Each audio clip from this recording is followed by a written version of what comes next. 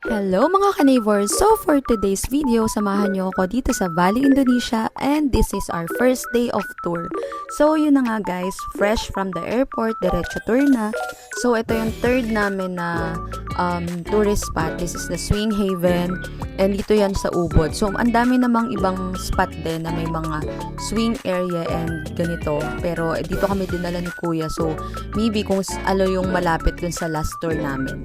Yun nga, wag nating papalampasin yung moment natin while we are here in Bali kasi ito yung famous and kailangan nating ma-experience ang swing here in Bali. So, ayan na nga, nagkakagulo na ang mga person. So, yun yung parang magre-rent ka ng dress. Nasa 300K yung rent. Parang nasa 1,000 pesos siya in peso.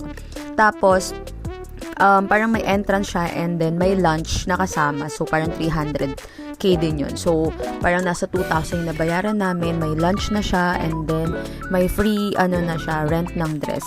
And ayoko lang kasi dun sa parang dress is kukonti na lang yung choices kasi ang daming tao. Tapos nagkakagulo sila.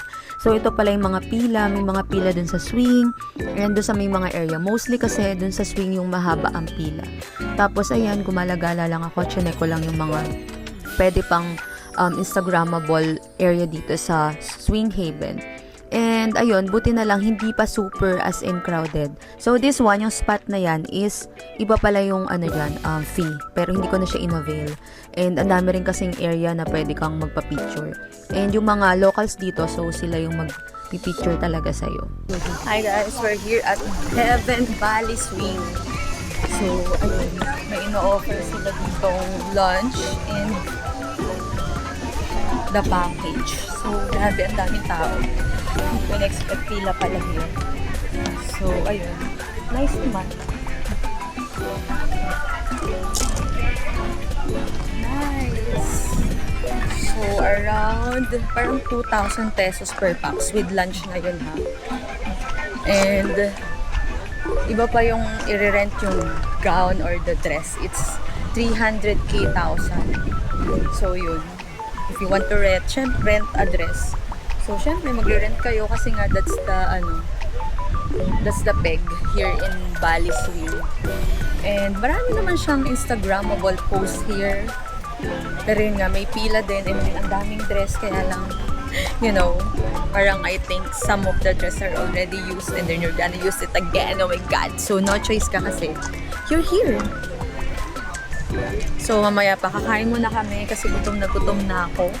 Feeling ko nahihilo na ako, so kailangan ng energy before the shoot. Charot! So, here's the view and this is the place.